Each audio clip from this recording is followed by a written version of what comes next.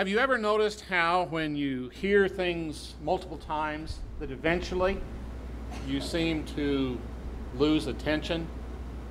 You stop paying attention? I'm not a frequent flyer at all, but one of the things that I have noticed in the little bit of flying I have done is how flight attendants seem to be plagued with repeating the same message over and over and over again, and struggle to find ways to help people listen. And you know, after you've heard so many times, this is how you fasten a safety seatbelt, this is how you loosen your seatbelt. In case of an emergency, a plastic bag will descend and you put it over you. You hear that so many times, and the people, especially people who fly often, you know, they just turn it off. So what's amazing to me is that as of late there have been some flight attendants who have tried to devise ways to engage their listeners a little more, to hear what it is that they're saying. My name is David Holmes. I'm the Rapid Flight Attendant for Southwest Airlines. Welcome aboard. This is Flight 3489 on SWA. David Holmes is a former Southwest ramp agent turned flight attendant who just so happens to come up with a brilliant way to get passengers' attention. Quench your thirst, but if you want another kind of drink, then just holler, cause alcoholic beverages will cost you $4 more. This YouTube sensation has only been a flight attendant for 7 months. So where did this idea come from? I didn't really put 2 and 2 together until I graduated flight attendant training. And then it kind of was like a puzzle. I wanted to see if I could translate our instructions into a rap form. I didn't know I was actually going to do it on a plane, but the first time I did it, they loved it. You no need to fight, we got enough for all of you. Pull the tube until it's fully extended. Then wear the mask just like it's intended. Over your nose and mouth and breathe warm. We'll keep the mask on until we inform you. Even though the bag may not inflate, you still getting oxygen at the regular rate. Sit back, relax, have a good time. It's almost time to go, so I'm done with the rhyme. Thank you for the fact that I wasn't ignored. This is Southwest Airlines. Welcome aboard. Pulling on the ends of the band, the bag attached may or may not appear to inflate, but oxygen will be flowing. If you're traveling with a child or sitting next to someone who's acting like a child, be sure to put your own mask on first, then assist that person continue to use your mask until you've been advised it's no longer necessary. That brings us to seat belts. If yours is a bit uncomfortable, it might be because you're sitting on it. You need to put it on top of your lap, fasten it tight and low by placing the flat end into the buckle. To tighten or lengthen, adjust the strap, and to open, lift the top portion of the buckle and pull the belt free. There are no push buttons on this seat belt, unlike the one in the Mercedes in your garage at home. And we do ask you to keep your seat belt fastened at all times while you're seated. Okay, Mark's holding up the safety information card. Very important piece of paper. You'll find your own personal copy located in the seat pocket in front of you, and we'd like you to take a moment to look it over because we stayed up all night coloring those pictures while we were baking cookies for your flight this morning.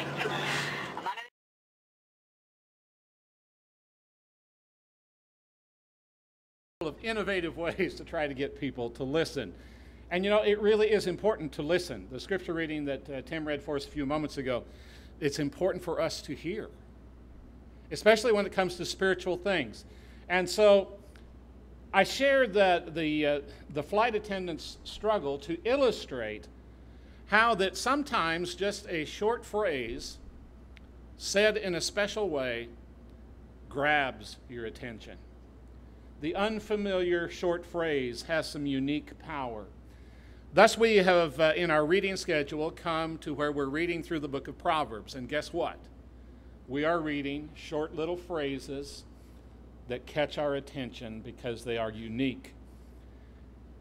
For example, the Proverbs of Solomon, son of David, king of Israel, for attending wisdom and discipline and understanding words of insight, for acquiring a disciplined and a prudent life, doing what is right, just, and fair, for giving prudence to the simple, knowledge and discretion to the young. Let the wise listen and add to their learning, and let the discerning get guidance. For understanding proverbs and parables and sayings and riddles of the wise. The fear of the Lord is the beginning of knowledge, but fools despise wisdom and discipline.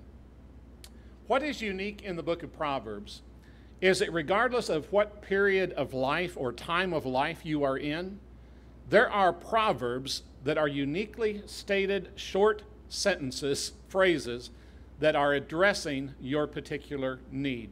What I would like to do this morning is actually look at 3 different times of life and attach specific proverbs to each of those times. We open up the book of Proverbs, and we find some golden truths that are designed for young people, for days of youth. We will learn that youth is unique in that it provides a basic need to be satisfied in the spiritual realm, and that is the exercise of discretion. During the time of youthfulness, we need to develop a discretionary ability. And Solomon is going to let us know that. For example, we began in chapter 1 already. The Proverbs of Solomon, son of David, king of Israel, verse 4 says, "For giving prudence to the simple, knowledge and discerning to the young." There's some key words in that passage that I think are important. First of all, the idea of giving to the prudent people. Prudence carries with it the idea of being crafty. It comes from the root word that actually means to be crafty. So it has to do with assimilating, understanding, and gaining information by which you can craft something, by which you can build something. The word simple means to be roomy.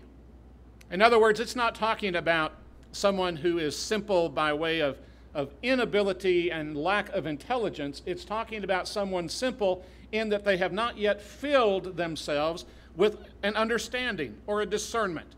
So Solomon says, the reason I've written these proverbs is so that people who are prudent, those who are wanting to craft something out of their life, have the ability to fill that empty room with something that's going to enable them to grow.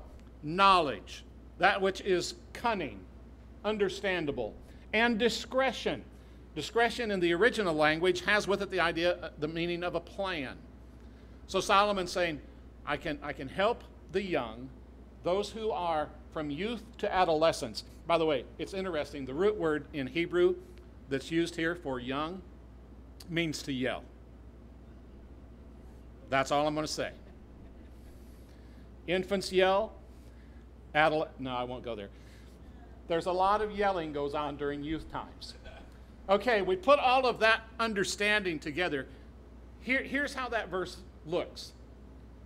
The reason Solomon says, I've written these proverbs is for giving prudence, craftiness, to the simple, to those who have room to gain understanding, and to have knowledge, to develop a cunning ability, to be discerning, to have discretion, to develop a plan for their life. And I want this to happen during a time of youth, from infancy to adolescence. So Solomon addresses very plainly the time of youth and the fact that there are things that proverbial sayings encourage during the time of youth. A couple of those messages, those discretionary messages that I see Solomon offering to young people is first this one. Know that you will be known by your actions. You'll be known by your actions. Proverbs chapter 20 and verse 11, even a child is known by his actions, by whether his conduct is pure and right. You will be known by what you do. Again, some key words in that verse. Actions have to do with the doings of our life, the way that we act in life. Pure, even the pure will be known. To be clear, to be transparent, to be clean. And the idea of right means to be straight, means to be pleasant, to be prosperous. So Solomon says, young people, you're going to be known by who you are, by what you do. And the things that you do need to be clean and clear and transparent. They need to be straight, they need to be pleasant, they need to be prosperous. And again, if we look at that verse and factor those understandings into those words, even a child is known by his doings, by the way he acts, by whether his conduct is clear and transparent and clean and right, straight, pleasant, and prosperous. So, young people, know that the first message of Solomon in gaining discernment is to know that you're going to be known by who you are, by how you act. That's what people will base their judgments on. USA Today reported about this, if someone wants to take a stab at that second name, go for it. Kevin in California. Kevin had an obsession and a fixation on garbage. And from the time that he was about 2 years old, according to his mother, he was a child who had a passion for trash. I remember Jansen having this passion to drive a garbage truck when he grew up, but he didn't do what Kevin did. Kevin's photo albums were pictures of trash. He would take pictures of garbage. The family would go on vacation, go to Disney World, and guess what he's doing? He's taking pictures of trash cans, of what's inside garbage cans. They even traveled abroad, and Kevin was able to see different style dump trucks and trash dumpsters. And guess what he took pictures of? That's what he was fascinated with. And his mom will say that his photo album is just filled with all of these things. Young people, I want you to know it's just far too easy to become infatuated with the garbage of this world. Satan makes the garbage of this world look enticing. But the truth is, the garbage cans of humanism, of atheism, of relativism, of evolution are on every corner, and they're enticing our children to become enthralled with their content. And young people, the devil wants you to become obsessed with garbage.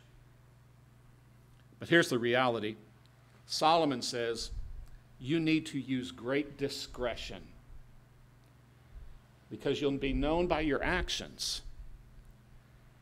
And if you spend too much time digging around in the dumpsters, it won't be very long before you look like, before you smell like, and before you act like garbage. So, be discretionary. Know that you'll be known by your actions. The second discretionary message that Solomon will offer to young people is you need to obey your parents. My son, keep your father's commands. Do not forsake your mother's teaching. Bind them upon your heart forever. Fasten them around your neck. When you walk, they will guide you. When you sleep, they will watch over you. When you are awake, they will speak to you. When will you be alone? Never. If you take these teachings with you, when you sleep, when you walk, they'll watch over you. When you're awake, they'll speak. For these commands are a lamp, this teaching is a light, and the corrections of discipline are the way to life. A mother asked her three kids asked her, what do you want for your birthday? And she thought for a moment, she said, I would like 3 obedient children. Yeah, nice request, isn't it? One of the kids thought for a moment and came up with this. Great, then there'd be 6 of us. Mm-hmm.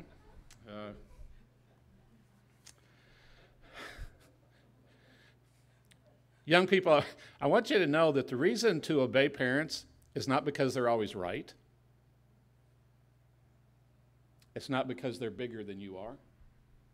They do have life experiences that you have not had yet. But the Bible lets us know that the benefit of obeying parents is for you. Ephesians chapter 6, Paul says that children should obey their parents, but then in verse 3 he says, so that it can go well with you. Young people, you want to know what it's like when things don't go well with you? Disobey your parents. You will experience things not going well for you. You want to know what it means to have a serenity of life, to enjoy a long life? Obey your parents. How shall the young secure their hearts and guard their lives from sin? Thy word the choicest rules impart to keep the conscience clean, to keep the conscience clean. So there are within the book of Proverbs that encourage young people to develop discernment. There are also proverbs within the book of Proverbs that carry the power of assisting those during the days of their adulthood. Again, as we saw that the primary need, or at least one of the primary needs of young people, is to gain the process of being able to discern, a primary need during our adult years is to learn the process of discipline. I just feel compelled to mention that our world knows very little about discipline anymore. We are going to have to teach it. We're going to have to understand it. We're going to have to let God tell us about discipline, because the world no longer gives us discipline. The standards have so altered that there are no standards but what we impose upon ourselves. Therefore, there is no need for discipline. That's how our world thinks. If I impose upon myself what's right or wrong, there is no need for discipline.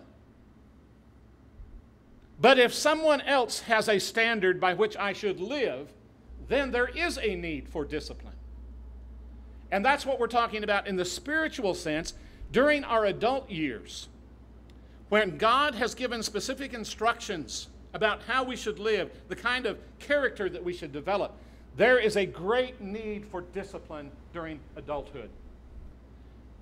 I want to break it down because Solomon does in Proverbs.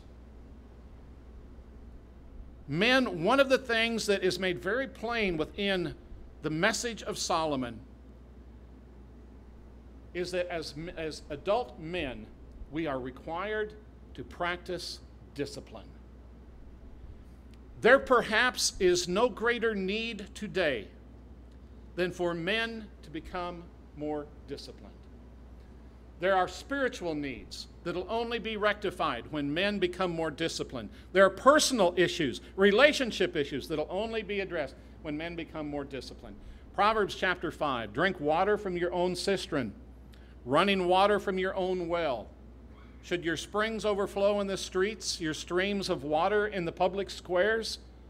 Let them be yours alone, never to be shared with strangers. May your fountain be blessed. May you rejoice in the wife of your youth. A loving doe, a graceful deer, may you never, ever be captivated by her love. Why be captivated, my son, by an adulteress? Why embrace the bosom of another man's wife? Discipline. Discipline, men. You know, there's a passage in Proverbs chapter 6 that I did not put in here, and it says, who can take fire into their lap and not burn their clothes? Men, you can't let the garbage in and not get burned. It is so vital to exercise discipline. The natural desires of males makes discipline a must on a personal, relational, and spiritual level. The Illinois Department of Natural Resources reports more than 17,000 deer die every year by being hit by motorists. The gentleman, Paul Shelton, who is in charge of that as wildlife director, makes a comment about the time of year in which most of those animals are killed. And it ends up that it's mostly the bucks, and they're killed in November. And you hunters know why. Because in November, buck deer have one thing in mind. And as that becomes the obsession, it will lead to their destruction. Many a man has been run over by an obsession that drives them into the highway of disaster. Above all else, Solomon says in chapter 4, guard your heart, it is the wellspring of life.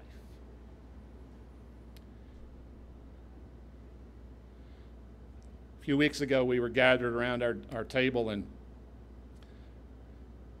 there was a discussion about someone who had not exercised discipline and what that brought into their life situation.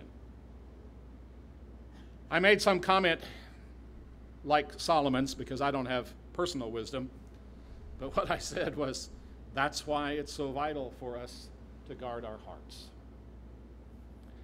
And I was impressed when Troy said, that's right. Adulthood is a time of life when discipline becomes a major consideration. But it's not just men. Ladies, there's also much said in Proverbs about where your heart lies. Chapter 31, a wife of noble character who can find she's worth more than rubies. Her husband will have confidence in her and lacks nothing of value. She brings him good, not harm, all the days of her life. I'm going to ask you, when is the last sitcom that you saw that the wife brought her husband good, not harm? You know, we live in a world where, ladies, that's not espoused anymore. As a matter of fact, last night there was a game show that was on television. Becky and I were watching this game show, and the contestants were to complete this. Blank knows best. Blank knows best. Those who are probably 50 and over are going to say what? Father knows best. Because you'll remember Robert Young in a television series called Father Knows Best, and even though Dad was not always, just totally focused, he always came around to being the one who seemed to have a good understanding. But guess what the most popular answer is now, at least on that game show? Mother. Mother knows best. You see, gals, discipline is needed. If we fall into the ways of the world, there's not a husband who knows anything. There's not a man who is worth his weight. She speaks with wisdom, and faithful instruction is on her tongue. She watches over the affairs of her household and does not eat the bread of idleness. Charm is deceptive and beauty is fleeting, but a woman who fears the Lord is to be praised. Give her the reward she has earned, and let her works bring her praise at the city gate. World messages demean the work of motherhood. If a woman is asked what she does and she says she's a homemaker, she often feels degraded, looked down upon. Folks, there is no greater work in this world than a mother who's caring for a family. Heart discipline is necessary to avoid believing those messages. World messages abound with profound disrespect for men and husbands. The concept of honoring men cuts to the heart of the feminist agenda, which seeks to control the hearts of today's liberated woman. Just like Proverbs chapter 4 has application to men, so it does to women.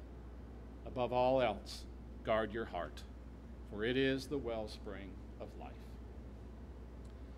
My heart, my mind, my body, my soul, I give to you. Take control. I give my body a living sacrifice. Lord, take control. Take control. So to the young, there is the proverbial admonition to gain discernment. To the adult, there is the admonition to practice discipline. But we also find within Proverbs a message for the days of Eminem.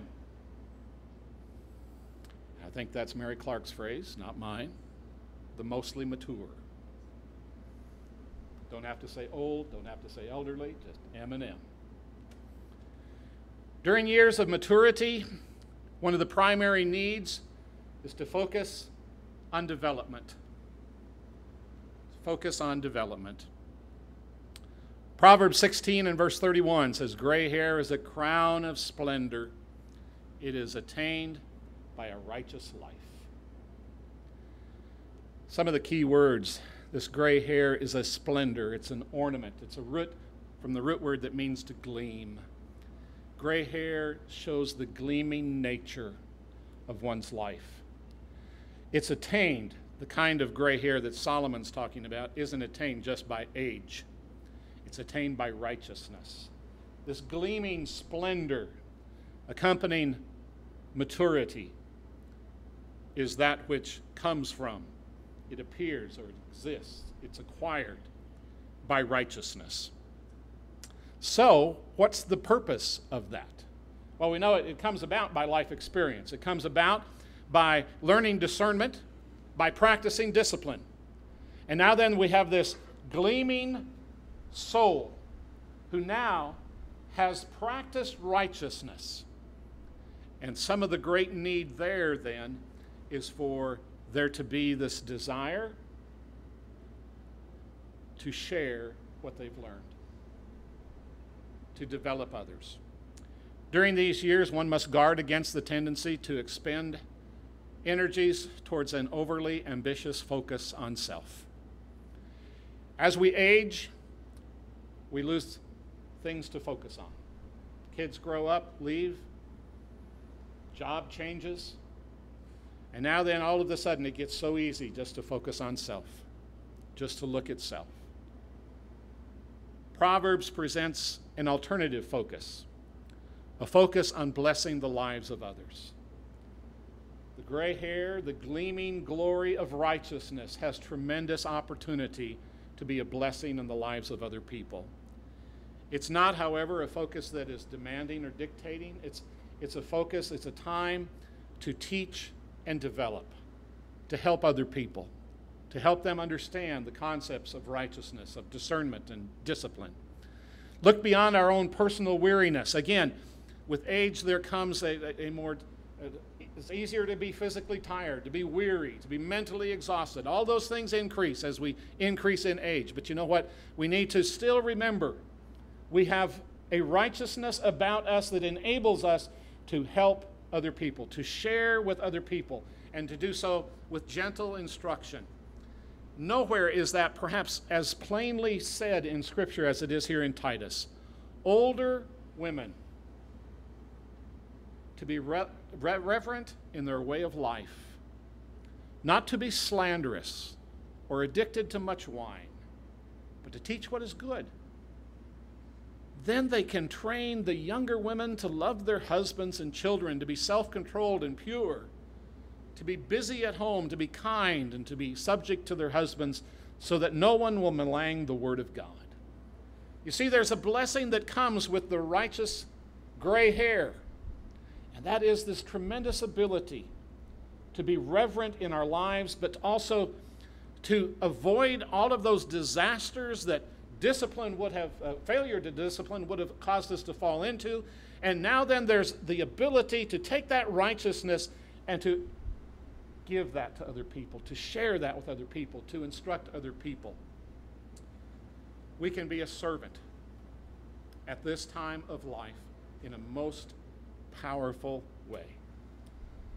Lord, make me a servant. Lord, make me like you.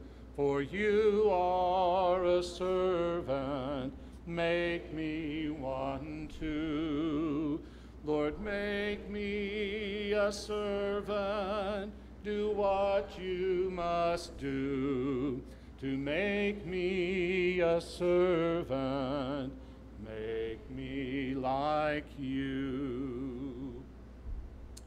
So to summarize, young people, God's proverbial truths says that during your time of life, you are establishing your values. You are establishing what's going to guide you the rest of your life by way of value. And your greatest need during that time is to do so with the greatest of discretion. A great amount of respect for God, for God's truth, a great amount of respect for people that you admire, a great amount of respect for those things, and a distancing of the things that will take you away from God. Your values are being determined. Time for discretion. Adults, these are the years in which we're not establishing our virtues or our values as much as our virtues. We're establishing the kind of character we're going to have, the kind of disciplined lives we're going to lead, whether we're going to be controlled by situations or whether we're going to be controlled by God. The demand for that time of life is to lead this time with great discipline, to live these days exercising great discipline upon ourselves. And then as we mature, that time of maturity is not a time we're setting values or virtues. It's a time in which we are living with a number of victories. We have righteousness, if you will, under our belt, not just our belt of righteousness, but we have it under our belt. We have experienced those things. We have watched, like David, we have been young, but now we are old, and we've never seen the righteous forsaken. And it's that kind of ability, it's that kind of life victories that makes it possible for you to focus on developing others with that kind of commitment. Do you remember how many times through the book of Psalms we read about the psalmist saying that all he wants to do is tell the next generation of God's goodness? It's all he lives. Let me do this, dear Lord, and I will proclaim. Why? Because he's realizing there's a time of victory, and I can help develop other people. So, there are some things we glean from Proverbs. Come back tonight. We'll have open discussion from the first 9 chapters, I believe, of the book of Proverbs, and there's so much in there, so much to talk about. Come prepared with your own little nuggets of gold that you've discovered. As we end, though, today, I'd like to do so with a song entitled The World's Bible, because really this song expresses it very well. Sometimes we're all that anybody's going to know about the Bible. Young people, the life you live, the discretion that you exhibit in your life represents to many people the Bible. They're not going to open the Bible. They're going to open your life. They're going to look at your life. Adults, many times, what people are going to see in you is not that they need to go home and open up the Bible. They're going to witness a disciplined person who's living by the standard of God. And that's going to challenge them. That's going to be the Bible that they're going to get a hold of. Mostly mature folks, living with a constant sense of the righteous victories that are yours. That's what people want to see. We've all heard about the cranky old man who lives down the road. They don't want that. They want to see people who have experienced victory. We are sometimes the only Bible that the world is going to see. Let us commit, regardless of our time of life, to being a good Bible reading for people who come in contact with us.